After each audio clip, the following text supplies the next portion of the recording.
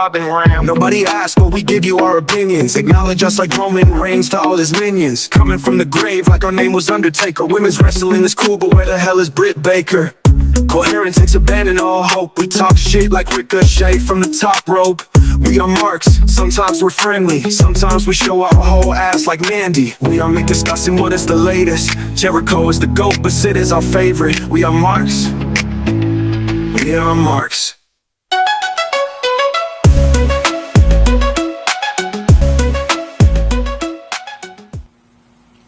Hey, run it back. Run it back. Run it back. Run it back. Run it back. Nobody asked, but we give you our opinions. Acknowledge us like Roman Reigns to all his minions. Coming from the grave like our name was Undertaker. Women's wrestling is cool, but where the hell is Britt Baker? All right, we're back. What's going on, Marks? It is the We Are Marks podcast. I'm your host. My name is Ram. Rob and Bob, what's going on, gentlemen? What's going on, America? War games. Complete 180 from the enthusiasm of last week's War Games. We are back this week. War Games did happen. I was watching the show with the wife, and this was after the first match, the first War Games match with the women. She was like, "Oh, it's over." I'm like, "Yeah." I was just kind of like, "Yeah, the good guys won." So, like, literally, there's zero storyline coming out of it when the good guys win. There's zero.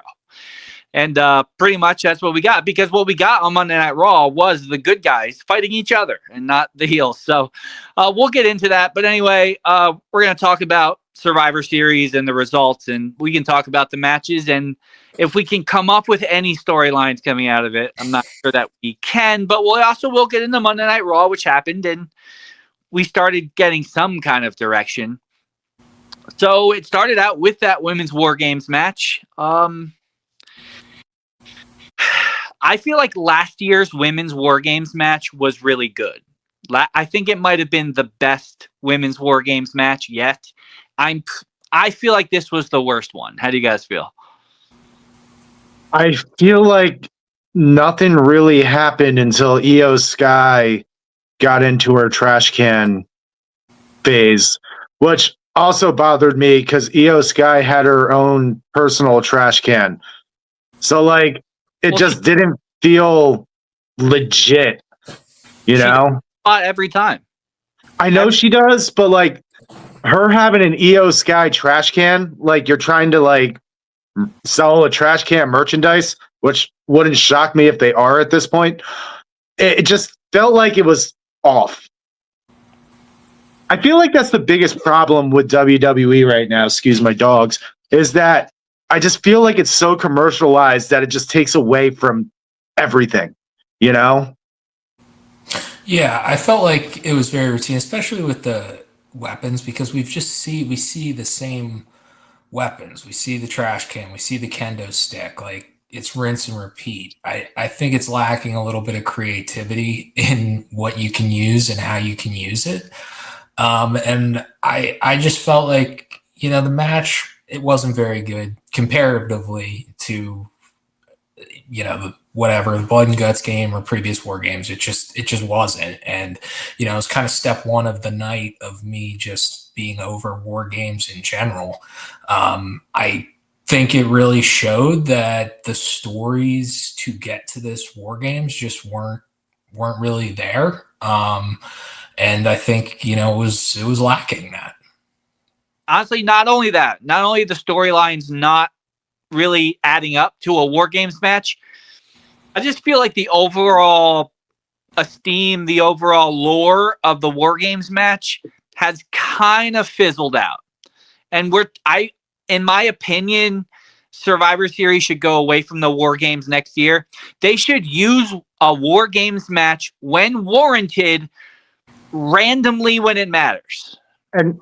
And that's the thing. I mean, we go back to why they stopped doing Hell in a Cell as a pay-per-view. This is why. I mean, personally, I think NXT versus TNA could have used the War Games more than anything that happened on Saturday night.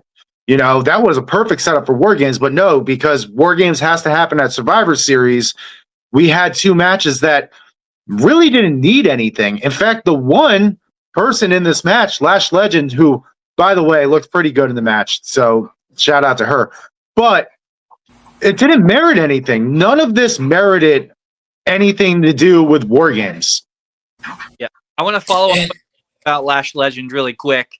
I did think she looked badass. I think she looked awesome. She also looked reckless, which goes with Nia Jax. Honestly, it's a good tandem. And honestly, Nia Jax has been working better, and maybe she can help Lash Legend get there because that's a lot of mass. And like, she's a beautiful woman. She is a lot of mass. And She's big. She's big. Yeah. easy for them to, like, regardless of the fact that she was a college basketball player and she got drafted to the NBA. She didn't really play, but she did make it to the NBA. So she's an athlete. Regardless of that, it's still a lot of mass to be throwing around in a wrestling environment, which is already kind of hectic. And regardless of whether or not you know what move is coming next, it doesn't mean that if you don't do it right, if you don't do the right thing, you're not going to get yourself hurt. And just based off of what I saw from Lash Legend in this match, I was kind of like, she's going to hurt somebody. But Again, honestly, she looked great. I mean, we've said the same thing from Nia Jax. Maybe she's just too big for her own good. But as you said, Nia Jax has gotten better. I'll give Nia Jax credit. She's worked hard. You know, she's still busted open, Jade Cargill. But so maybe that's why they paired her with her in the first place. I watched NXT last night and Lash Legend wasn't on there. So maybe she will be on the SmackDown roster from here on out.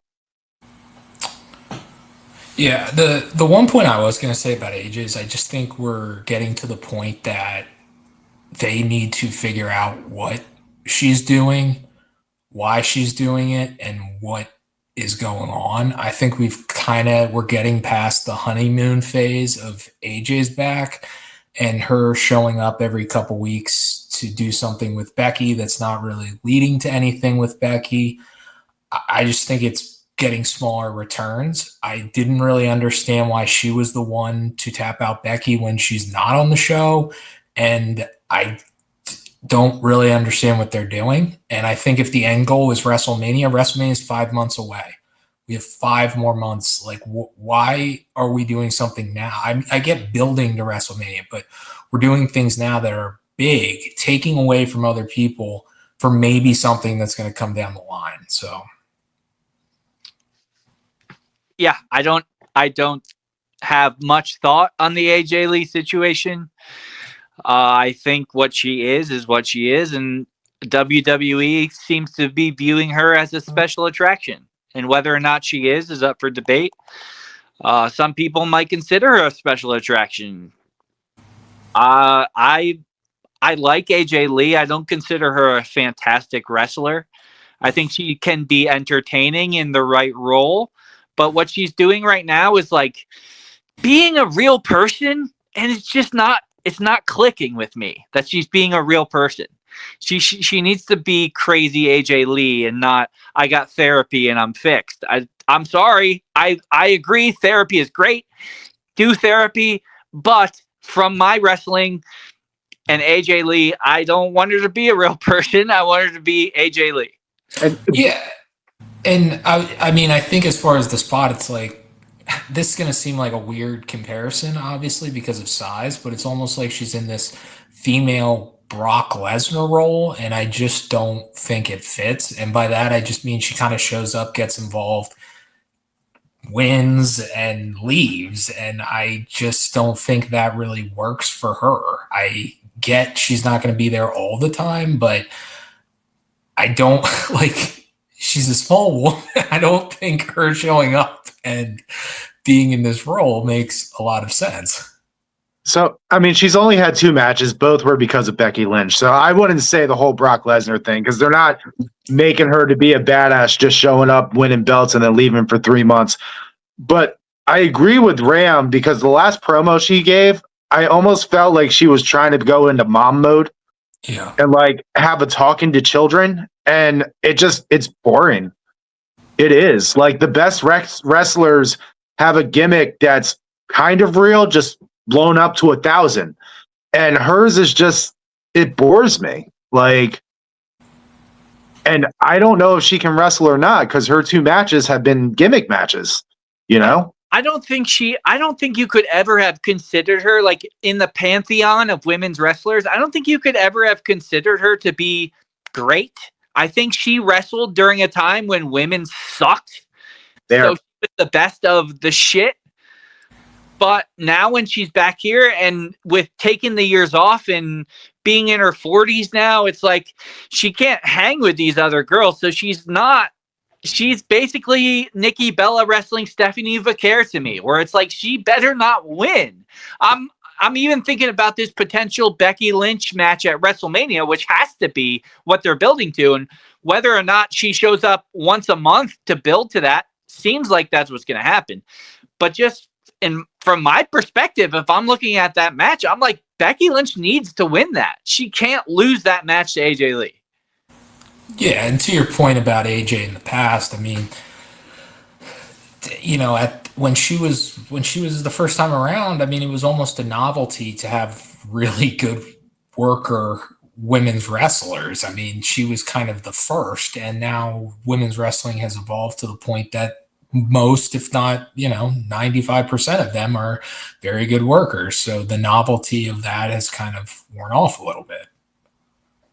I mean, yeah, when her first run around, basically her gimmick was I'm a wrestler and you guys are divas. That was her gimmick. And then her tail end is when Paige showed up and women's wrestling started gaining momentum is right as she was leaving.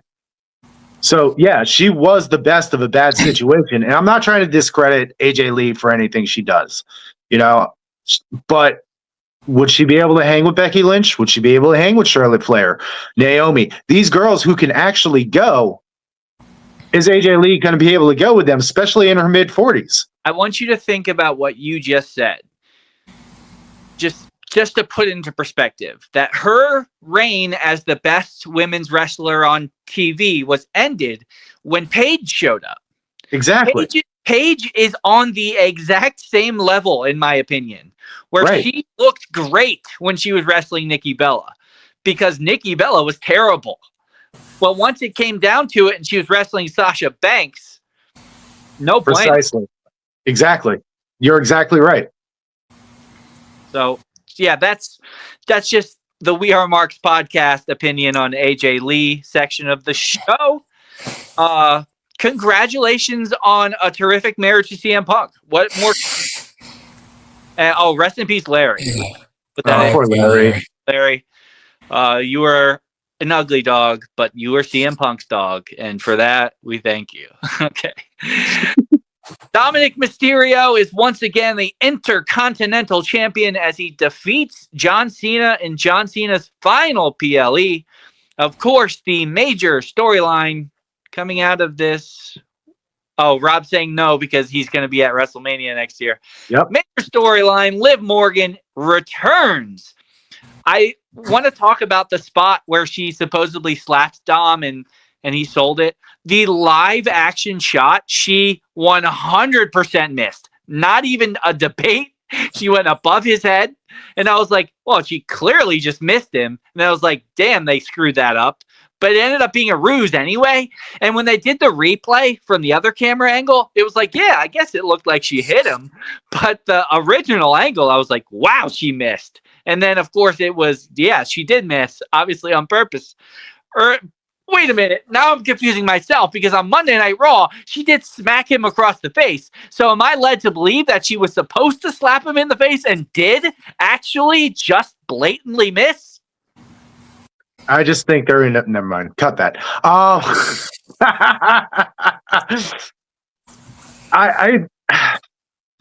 don't know. I don't like the whole double cross thing. I thought it was very WCW like. All I can remember is Tori Wilson, messing with Billy Kidman and Shane Douglas when this was happening.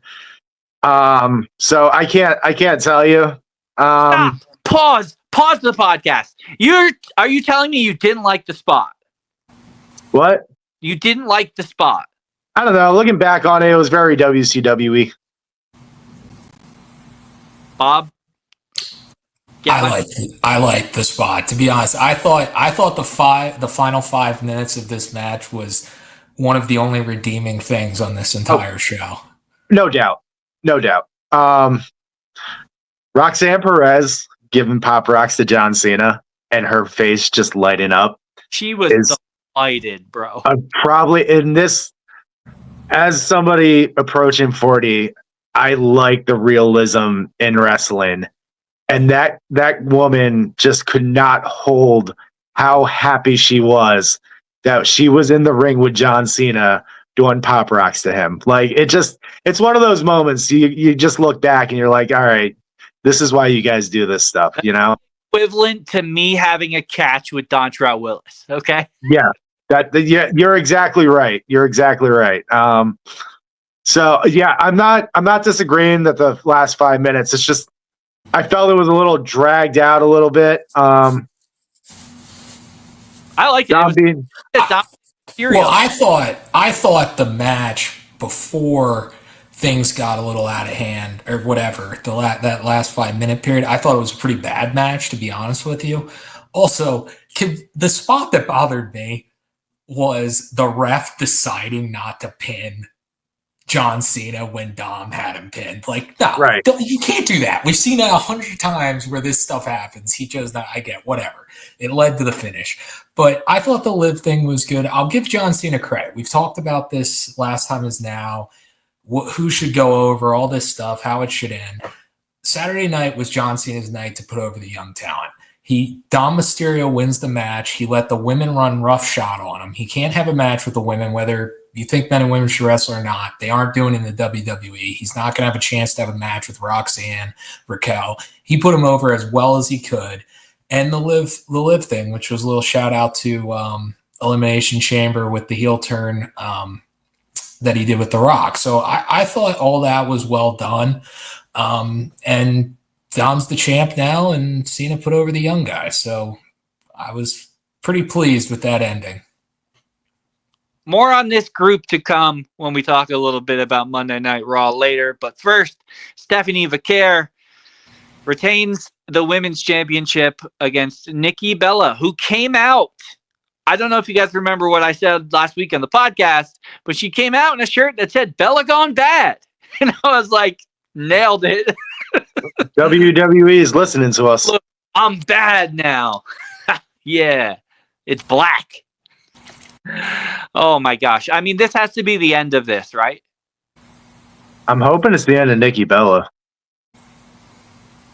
Yeah, I think it's got to be the end. Okay, I want to ask you guys a question. This match sucked. We don't have to talk about it. I want to ask you guys a question, though. Dave Meltzer.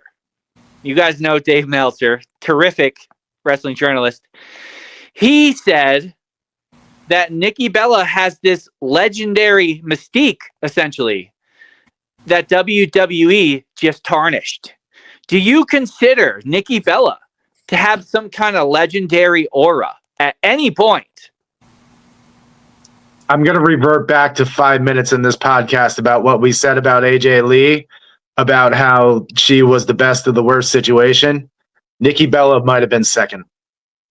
And it's not even a close second. It wasn't even close yet. Yeah, so no, I don't think she has this legendary aura. Her biggest aura was John Cena proposing to her at WrestleMania.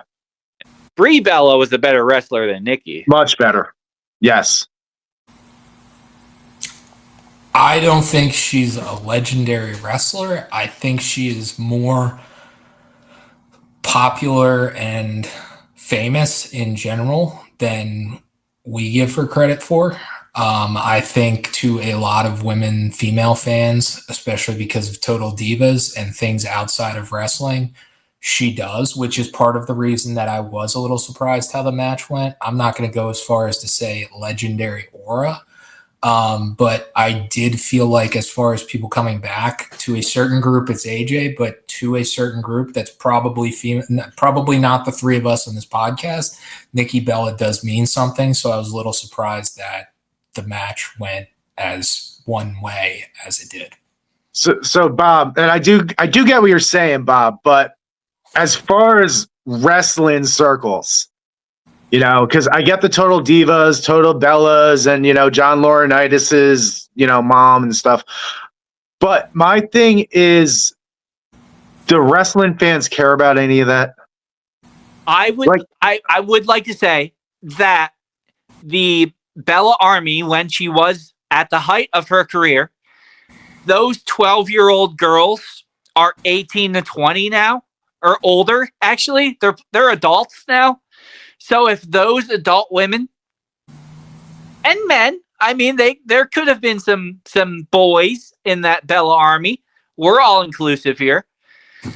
They are now the adults buying the tickets, and they might have influenced their children. So you got to think about this from the Jey Uso conversation that we've had so many times, and I've gotten pretty mad at you guys, and I've yelled. Okay, I've yelled. Somebody could be yelling at me right now and letting me know there is a large portion of people who love Nikki Bella, despite the fact that she's not a good wrestler, she's not a good talker, she's not someone I've ever cared about. There are a lot of people who probably do cherish their memories of Nikki Bella. Yeah, that's how I feel. I think there are a lot of people that are huge Nikki Bella fans. I was just unaware. I didn't know. Yeah. I'm ignorant to the love of Nikki Bella. I don't Sure. think, yeah. I'm not one of them, so.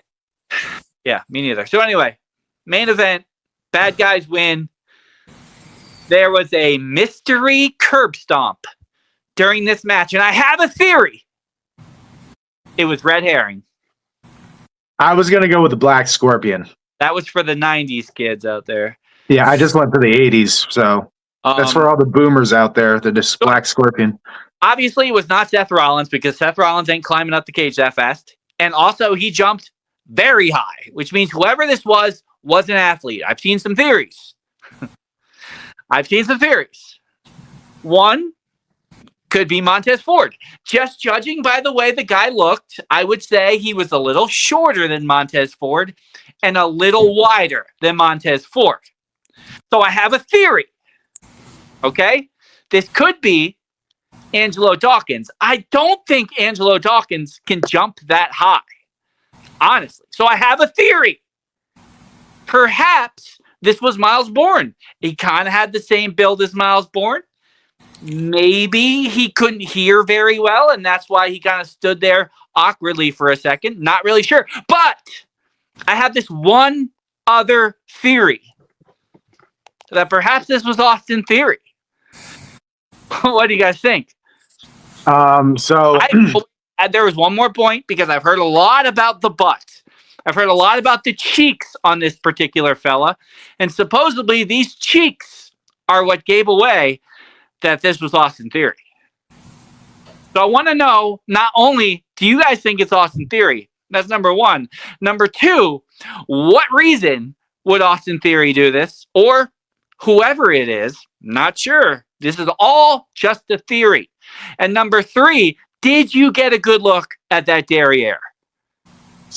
So I was not looking at the butt until everyone said, look at the butt. And I started seeing the TikTok videos. We were Mark's TikTok. And that they had the side-by-side butts of Austin Theory and the Masked Man. And I have never been so interested in wrestlers' butts before. At least male wrestler butts.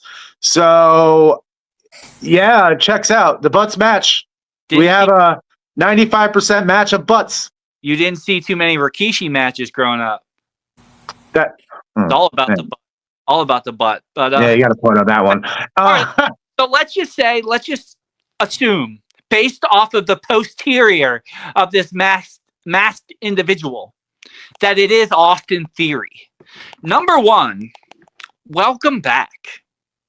I like Austin Theory. I think he needs a complete 180, a new character, a new gimmick. He's got to stop being a stooge. He's got to stop being an idiot. He's got to stop costing himself opportunities. But I'm a fan. But why? Because it certainly seemed like Division had no idea. Not that they would let us know either way. They're not called Division. What are they called? Division. They are still called Division? Yeah. Damn, that's change that. Cut that. They should change that. Why? Seth Rollins made the Vision. Why would they still be? That's like calling the Blackpool Combat Club after William Regal left the company. Well, I just assumed it's like, bands and they change lead singers and they just keep the band name because, merchandise. Now, I digress. Austin Theory. Could we see him being a part of the Vision? Yeah, absolutely. Right? I mean, you want to talk about a complete overhaul. Austin Theory in NXT was good, by the way. Just, I don't know how many people watched NXT with Austin Theory there, but he was really good. Yeah. Paul Heyman having Austin Theory buy into his Kool-Aid makes complete sense. Because as you said, Austin Theory needs a gimmick change. He needs an overhaul. You know who could give him that overhaul? Paul Heyman. So I could see Austin Theory buying into Paul Heyman's Kool-Aid and saying, yeah, come to my stable. We need you. Yeah, I think it's going to be Austin Theory. Be interesting to see how it works out. Some of it obviously has been bad booking, but I don't know. I don't know what it is with Theory. It just doesn't seem like anything's really worked. He was in Seth Rollins' group way back when as well, with Buddy. So it'll be interesting to see if this time's the charm. But obviously, based on how the match ended, the War Games match, it's clear that Braun Breaker is going to be the main event guy. I guess that wasn't clear before the match, but you can see where he's going. It looks like Logan Paul is going to stay with this group. So looks like you got your tag team. It's got possibly your secondary champion in one of them, and then you got your world champion contender in Braun Breaker. So I think it's got the makings of possibly working, but I'm not going to bet on anything with Austin Theory working until I see it. Yeah, agreed. I think that's a good transition into what happened on Monday Night Raw, because Braun Breaker, who me and Rob specifically have been beating him up about his ability to cut a promo. Holy shit, that promo on Monday Night Raw, that's all I can say is holy shit, because whatever restraint he had cutting his promos before, whatever anxieties that were preventing him from delivering a great promo was gone, because homie knocked it out of the park. It was exactly a promo Braun Breaker should be given.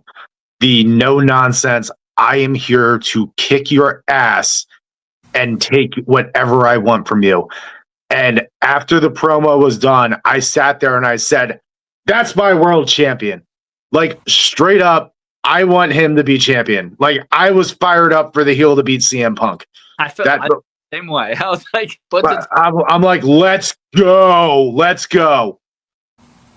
Yeah, the promo was great. Definitely, I don't know if he should be a guy that's cutting a lot of promos, but I think in these types of situations, you definitely need to give him the ball. He can do what he did, and he did it really well. And it was one of the best promos, especially for a main event situation that has probably been on the show for a couple months, I would say, besides some of the Cody promos. But yeah, it'll be interesting. I think that's going to be one of the main events of WrestleMania. Well, they're giving it away January the 5th. Yeah, it's going to be on Netflix. I know. I still think I think Punk wins. Yeah, I am skeptical there's going to be a title change. And I think if there is, they might do it in a way that they could have a rematch. But in leaving War Games, I was thinking that was going to be the main event. I guess the only question mark would be if Rollins and Breaker. I don't really know what that does to Punk, but we'll see. Also, Seth Rollins and Austin Theory were in a stable before. He could have been a hired gun by Seth Rollins. But why would he help the Vision? That's what confused me about them doing the Seth Rollins moves. I don't really understand why Seth Rollins would have helped the Vision after Breaker kicked his ass and the Becky Heyman segment. So if we're going to go that route and Seth Rollins helped the Vision, It's because of exactly what Roman Reigns said of I hate the Vision more than I hate you guys. Seth Rollins hates Roman Reigns and Cody Rhodes and CM Punk more than he hates the Vision. It seems unlikely given the I mean, we're just throwing theories out there, right? this is all just a theory. Correct. Okay, so yeah, Braun Breaker, great promo. Congratulations. I think he should be a caged animal 5 weeks per pay-per-view chapter. He should be a caged animal for 5 weeks, and he should cut one fucking promo like that on the 6th week to get us to the match, because that was amazing. Yep. Way to go. So last time is now tournament. This is very interesting. Last time is now tournament. The final is set because Gunther defeated Solo Sikoa to advance to the final. And LA Knight in a shocker defeats Jey Uso. I did not see that coming.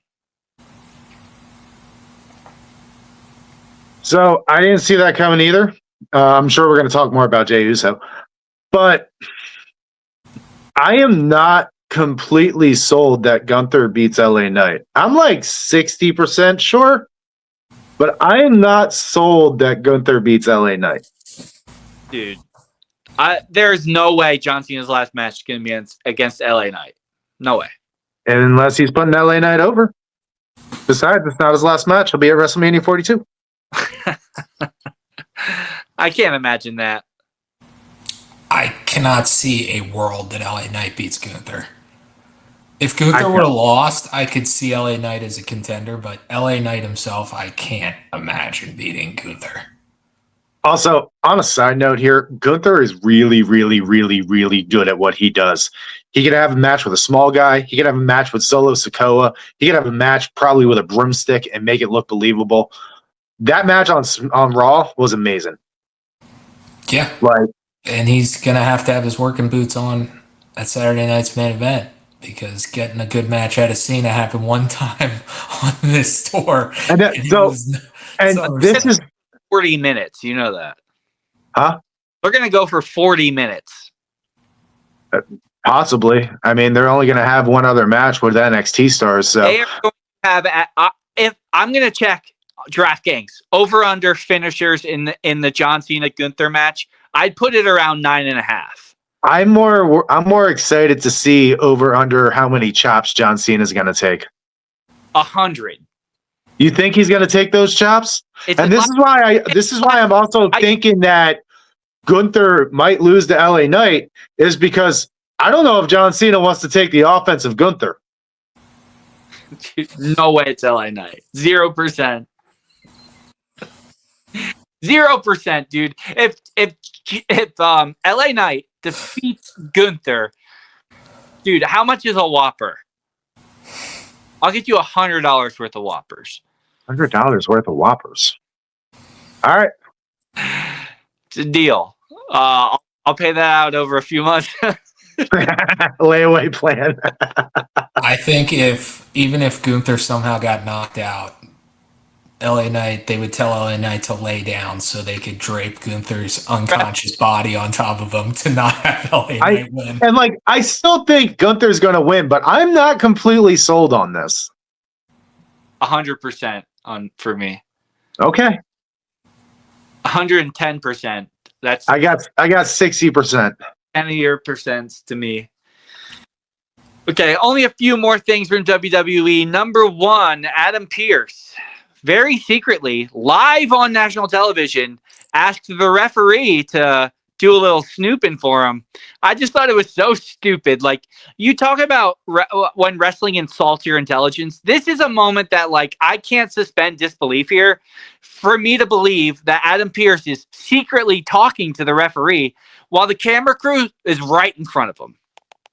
I mean, how many times? What was the point of that?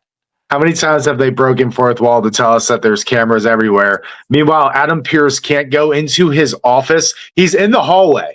He's not even in his office. He has an office. You can go behind closed doors and talk to the referee. But nope, you're going to talk right in front of the cameraman. I like that he was like looking around, like, is anybody coming? Dude, you're on camera, bro. Like, just go in your office that you're standing right outside of.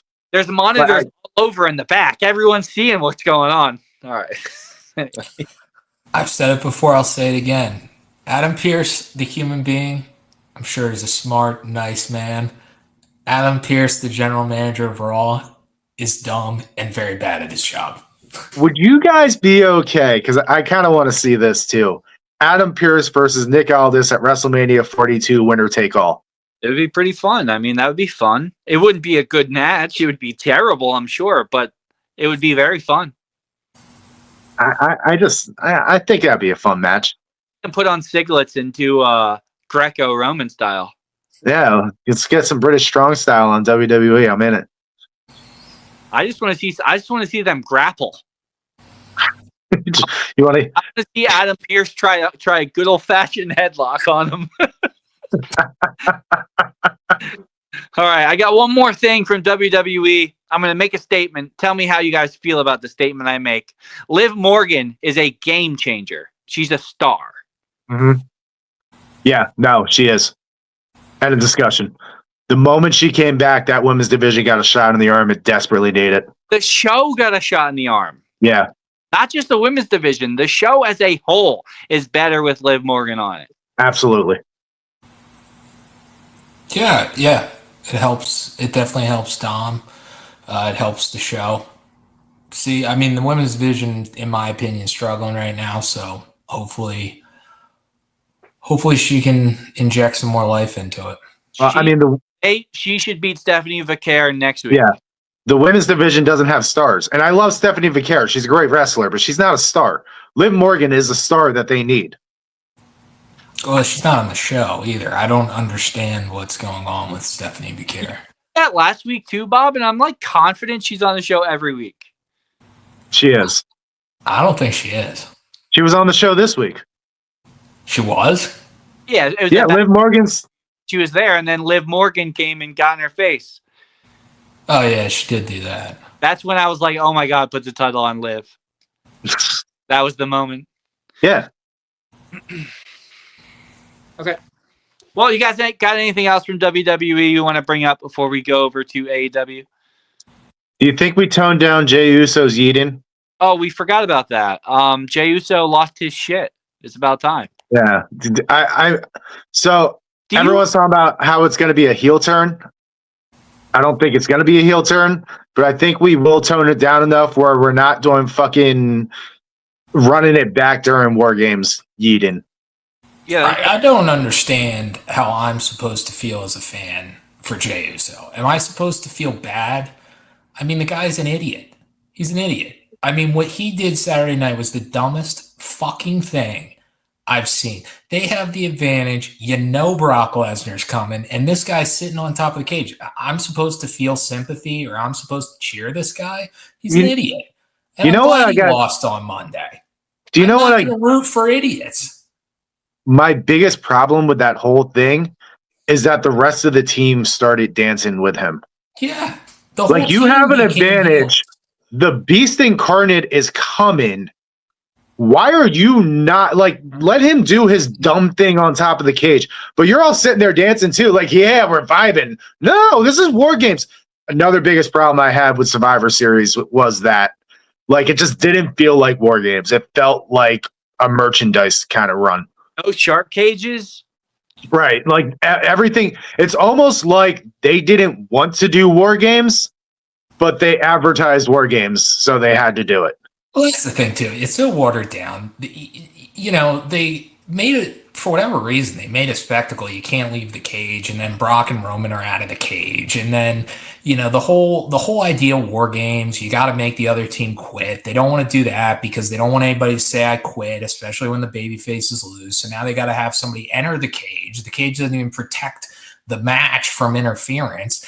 So you got to have that in there so that Punk could get pinned. I mean, it's not War Games. That's not the purpose of it. And there's not some governing body telling them they have to do War Games. They chose to do it, and then they don't even want to do it the right way.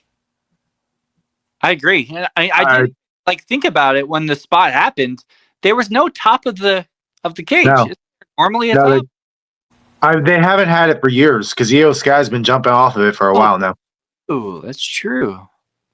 I remember the old WCW War Games. Yeah. Well, yeah, that's not high enough. And that's why they had it in a closed cage, so nobody could escape and you must submit. And WWE put their own spin on it and ruined it.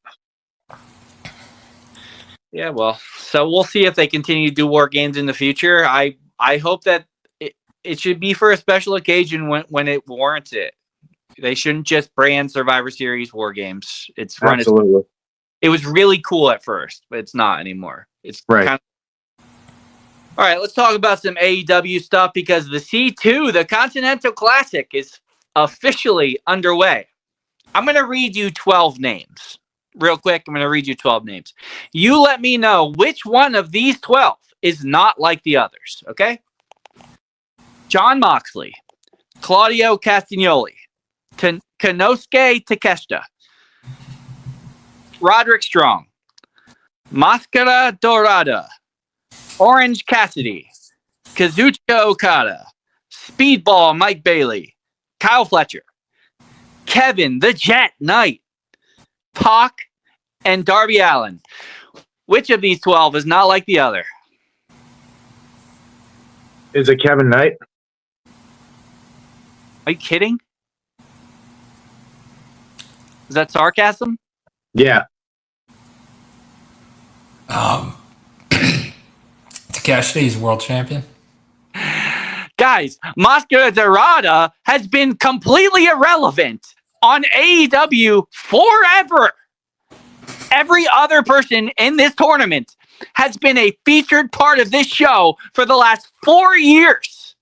What the hell is Máscara Dorada doing in this tournament? Máscara Dorado's the Trios champion.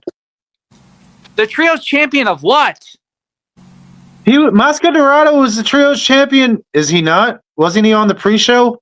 Who was in that? Champion. Oh, no. Yeah. Never mind. Don't listen to me. Don't listen to me. Why? Last week, Bob was kind of rattling off some of the names that were in it. And I was like, damn, that's a stacked tournament. And then Jon Moxley's first match was against Máscara Dorada. Every other match was like Orange Cassidy and Claudio Castagnoli, Darby Allin and Knight. We had freaking Kyle Fletcher taking on Okada in the first match. And Jon Moxley draws Máscara Dorada. Do you know why I think Máscara Dorado? Hold on, really quick. One more thing I want to point out. Excalibur called him Máscara Dorito by mistake. That is how irrelevant this man is on AEW. Why is he in this tournament? So I heard a theory. I don't know how true it is, but it makes a lot of sense considering what's going on. Our buddy Uncle Dave here has said that Bobby Lashley doesn't like the job. And that's why Máscara Dorado is in here. Okay, Shelton Benjamin then. He's available. They don't job either. They don't yob. One of Ricochet's buddies would have made a lot more sense than Máscara Dorada. He was just on the pre-show. He was in a match with Takeshita and Okada. I've seen less pre-shows than I've seen episodes of Collision, and that is not saying much. You might be right on that one. I watched the last 5 minutes of the pre-show, the last two pay-per-views. Then you saw Máscara Dorado. He made the pay-per-view last week, okay? Got me. You got me. Wait, was he the one that was... No, that was...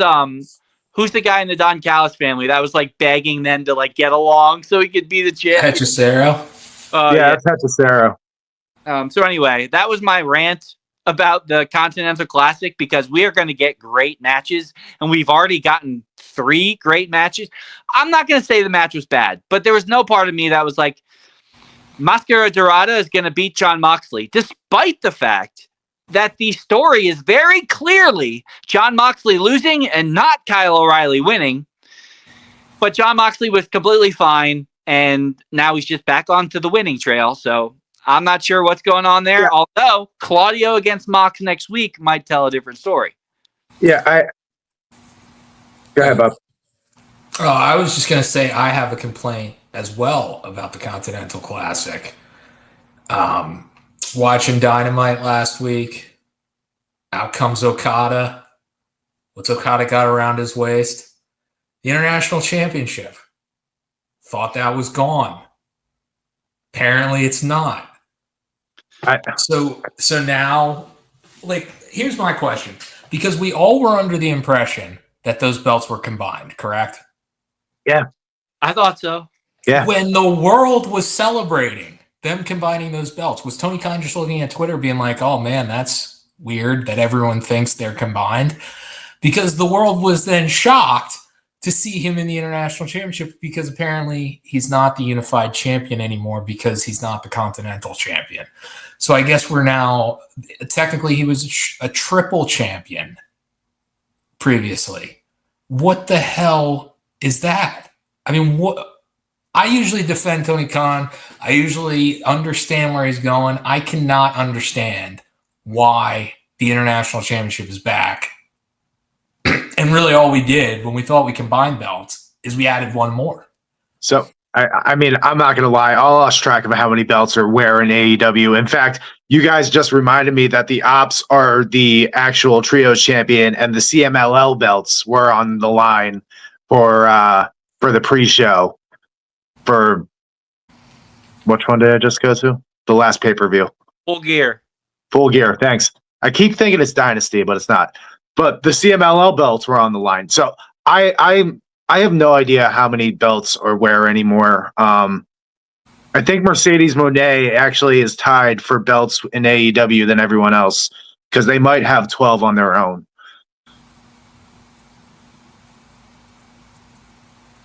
And That whole Grant. situation was just preposterous to me.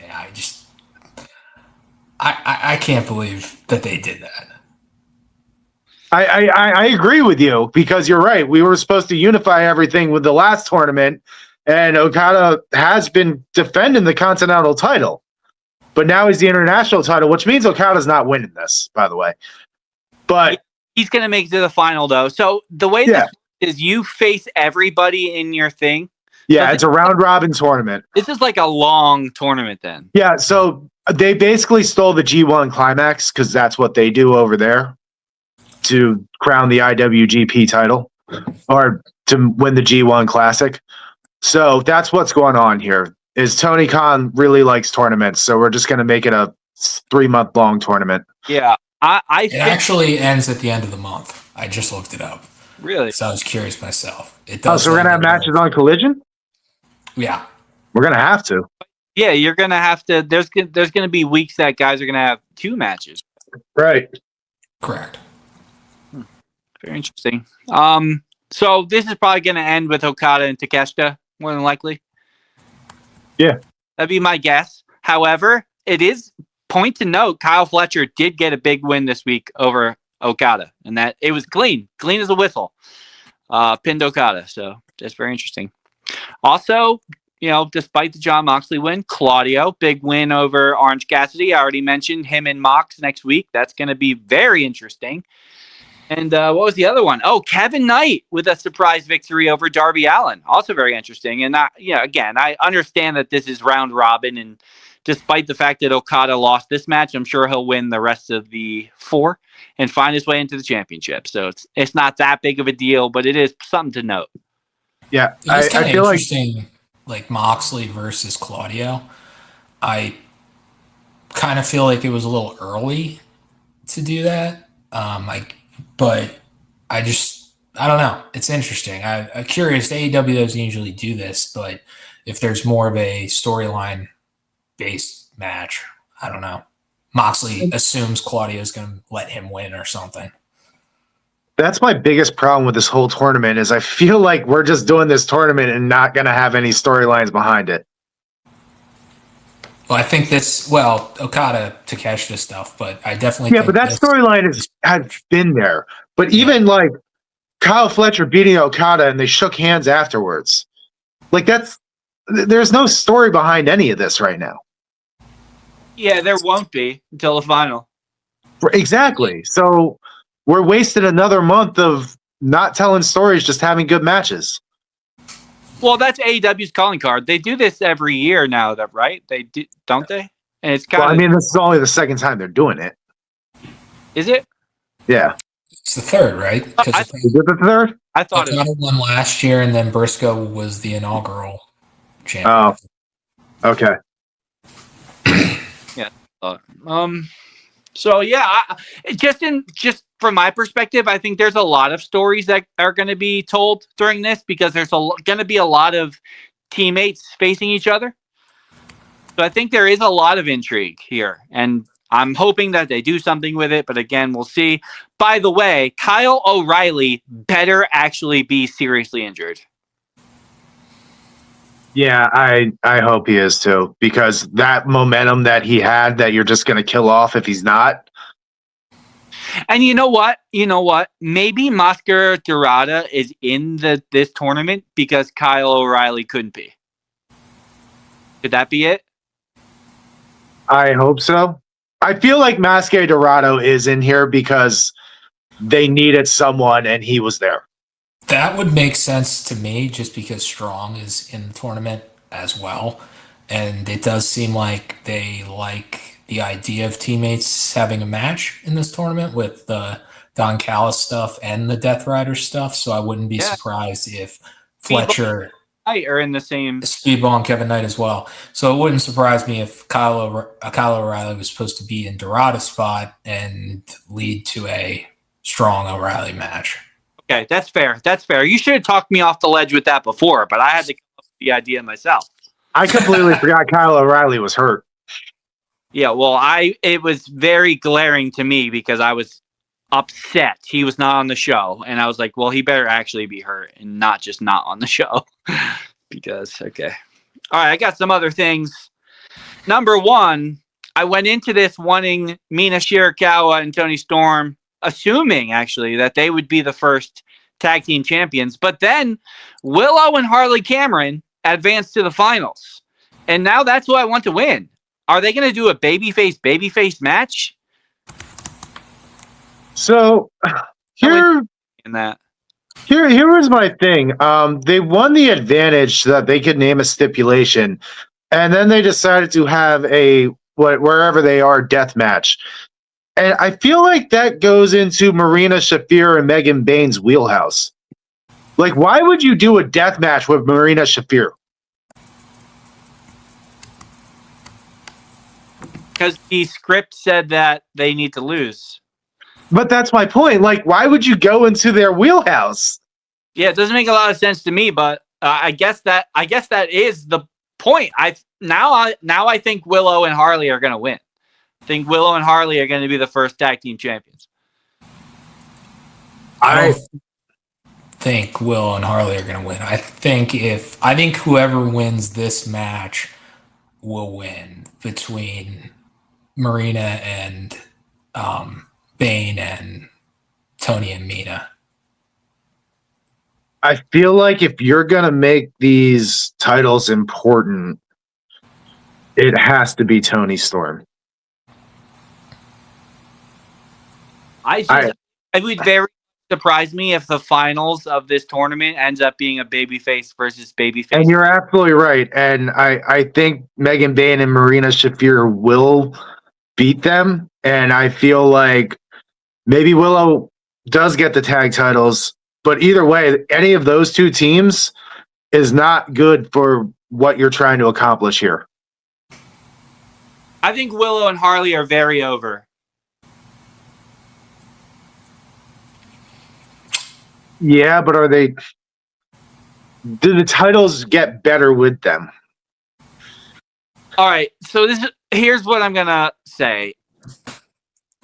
I think it would be a terrific moment to put it on a babyface team to be the first champion and then have them get murked by a heel team. Okay.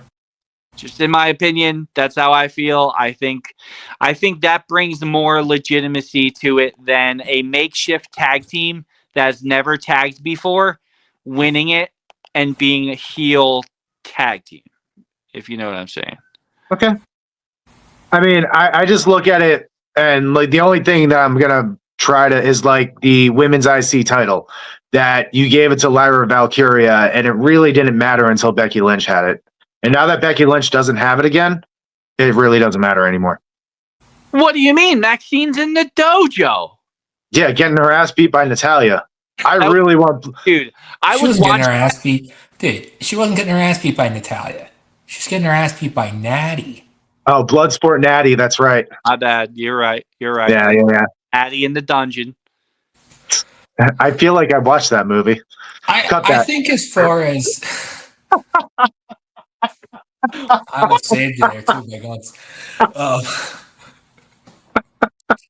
I think it all depends. I mean, right now it does seem like with those two babyface teams, there are potential challengers that can be different for Bane and Shafir, which is why I'm thinking that they may win. Whereas the only other heel challenger really would be Bane and Shafir if the babyface team wins, and then you inevitably do get back to that babyface Willow Harley versus the Timeless Love Bomb. So, I think a big issue here is that I can't think of any challengers other than the ones that were in the tournament. Well, yeah. great point. And most of those were kind of makeshift teams. I mean, the Triangle of Madness will probably end up with these belts. And That's who's going to end up with these belts. That's Tekla and Sky Blue. Sky Blue and Not Penelope. No, Julia Hart. Julia Hart, yeah. Got it. Yeah, they were in the tournament though. Yeah. Right, but that's who's going to end up with these belts when it's all said and done. But they should have won. I thought they should have won the tournament, personally. I think Tony's waiting until they do the women's trios tag team championships for them. They're going to have a women's 8-man tag team champions pretty soon.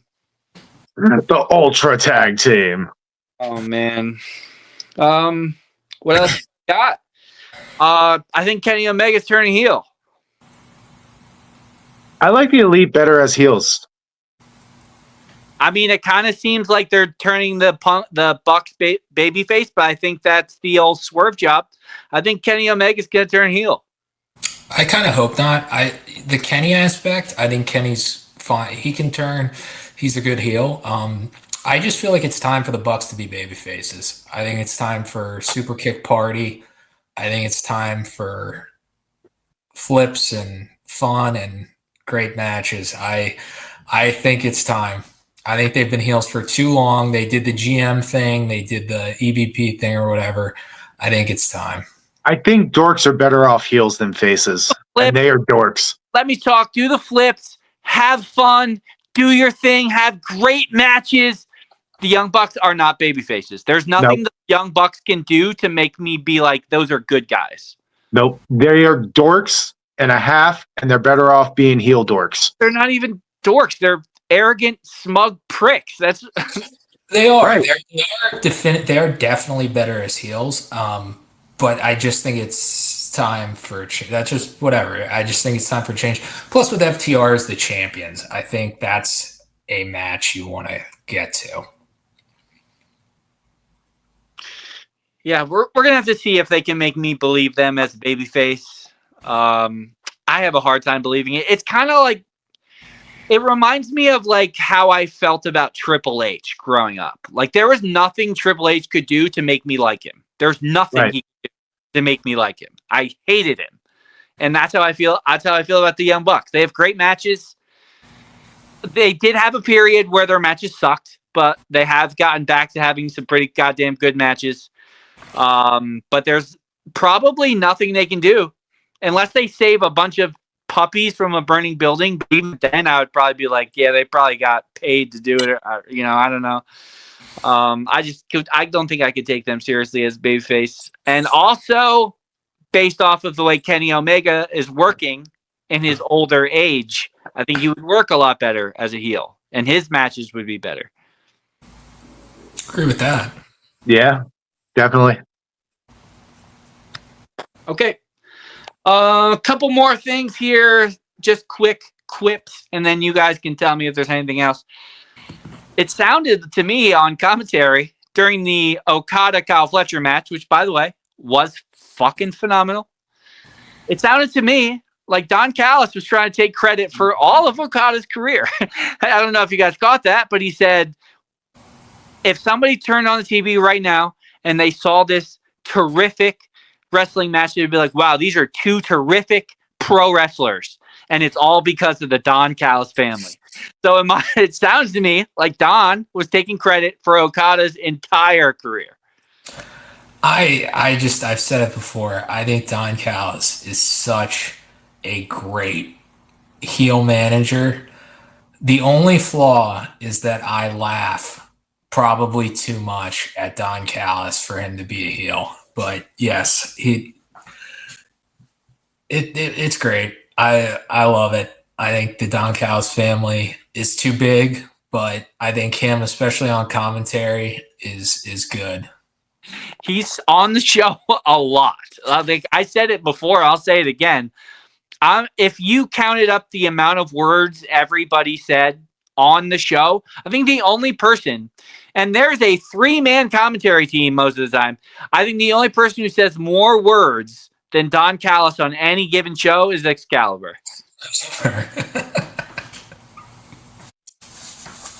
And I love Nigel McGuinness, by the way. That was my only other note that I just wanted to bring up. I think Nigel McGuinness is the best comment on commentary in the business right now. And he's getting a shot at the pure title. That too, but I think he's the best in the business. I don't know. I miss Booker T. So No, you don't. nope, I do. NXT sucks without him. That's a whole other thing. Dude, Booker T's the worst. I know, but he makes NXT good. It's one of those things. It's so bad that it's good, and when he's not there, I miss him. No, he doesn't. Yes, he does. All right, you guys got anything else from AEW? I guess Hangman and Swerve are a tag team. Yeah, I don't really know what's going on there.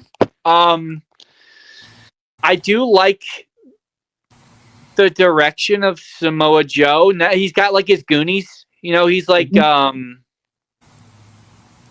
like Shredder or something. He's like Shredder. He's got his foot soldiers or whatever they're called. Yeah. He was like Shibata, get the scrubs, and these just like random dudes came out and got thrown around. That was pretty entertaining. I don't know. I like the direction of that. I don't know if I like the direction of Hangman and Swerve, to be honest. I still say Swerve turns on Hangman. No, I think Hangman turns on Swerve. I don't think so. Yeah, Swerve. That's what I would do. I think Swerve is such a baby face. I mean, it's tough.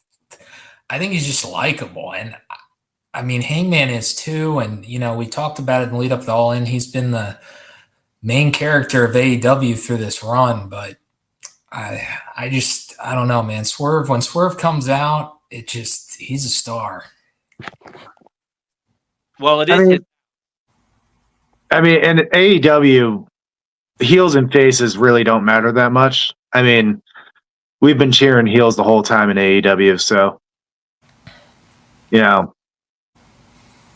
I don't know. Hangman's been my favorite for a while in AEW, and he's been babyface. But I think my big turn for Hangman was when he burned down Swerve's house, which he did not do as a babyface. So it's kind of I guess we're just, you know what, Rob? Because you have brought things up before. That's like, well, we're just gonna forget that he did this. I mean, right? Man, burned down Swerve's house, man. He's just like, look, this is my chain gang now. That's what I'm like. Did we not forget the Texas death match that you guys had with each other and stuff like that? And like, now we're just buddies because you guys don't have the belt. Because that's really what we're arguing about. Because Hangman lost the belt, now Swerve's upset about it. They're not fighting. Are they fighting? Well, that's why Swerve. Oh, Swerve is mad because they beat Hangman. That's what you're saying. Yeah. Like, I actually, how did Swerve get hurt? Was it with the Ops? No, it was with the tag match with the Bucks. So why is he doing it? Right. Because Hangman lost the title? I didn't think about that. Yeah, I don't know. Because when he came out at the pay-per-view, I was like, he's here for the title. But now he's like buddies with Hangman. It's And kind of that's what I thought too. Like the first segment was them coming in together for reasons. I don't know. interesting. He might be. I mean, it could be Swerve. I mean, Swerve could be turning on him. This could be a ruse. I think it is. I think Swerve's going to turn. Swerve's going to swerve, man. Swerve's gonna swerve. He's got new theme music and everything. Right. Like you don't swerve when he drives anymore. Like I think we're setting up for a heel turn for Swerve. You gotta be careful. You got a lot of heels. You got a heel champion. You got a heel potentially Swerve. And that's the only problem is if you are a heel, you have to join the Don Callis family. So I don't know how he fits in the family. And you got a heel Max with a clipboard, I guess, that he can cash in. He needs to come back. I don't know. Jay White should be back soon, but I don't know if he's not better suited to be a heel. Yeah, I think he is. Also, by the way, my work truck was in the shop getting a new windshield today. So I was walking around a little bit in the Whitehall shopping area. And I went into the store and found a whole shelf of Cody Rhodes AEW figures. Oh, yeah? Yeah. Mm-hmm. How much were they going for? I didn't check the price because I had no interest in buying one. Yeah? Did it come with Arn Anderson and Gunn with it? No, unfortunately. And to be honest, the face didn't really look like him. Oh. Anyway, Did it come with his dog? Did it come with any other, like his dog? Was Brandy involved? It was just Cody? No, unfortunately, no. Holy. Was there a chair? 2 points. No, it was just Cody in his old AEW pants all by himself. Mm. Yeah. All right, guys. Anyway, we're going to be back next week. By this time next week, we will know for sure that Gunther defeated Jey Uso to advance to face John Cena. And we'll break that down. We'll break down some more AEW mumbo jumbo. And until then, enjoy your wrestling. We are marks. We are marks. We are marks. Bob brought a ram. Bob brought a ram. Nothing more to go. This is our favorite. We are marks.